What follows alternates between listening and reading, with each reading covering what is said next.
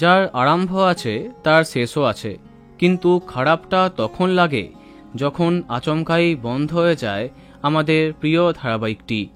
বেশ কদিন ধরে স্টার জলসার একটি ধারাবাহিক আলোচনাতে জায়গা করেছিল, তা হলো জল থই থই ভালোবাসা। যবে থেকে জানা যায় আগামী 17ই জুন থেকে রাত 9টায় আসছে শুভ বিবাহ, তবে থেকে জল থই থই ভালোবাসার কি হবে তা নিয়ে অনেকে চিন্তায় ছিল। কেননা ধারাবাহিকে টিআরপি বেশি, এমনকি প্রতিপক্ষ ধারাবাহিককে সহজেই পরাস্ত করছিল। কিন্তু না, সবাইকে অবাক করে শেষ হলো জল থই থই ভালোবাসা। এমনকি গতকালই হয়ে গেছে ধারাবাহিকের শেষ দিনের শ্যুট।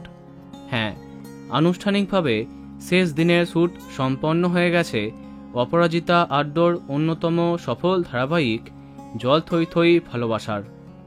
তবে শোনা যাচ্ছে এখনও 2-1টি সিনের শ্যুট হওয়া বাকি আছে, যেটা খুব শীঘ্রই হয়ে যাবে। তাহলে মাত্র 9 মাসের মাথায় ইতি টানছে কোজাগরীর গল্প। শেষ দিনে সবার চোখে জল, একে অপরকে জড়িয়ে ধরলেন, কেক কেটে সেলিব্রেশন চলল।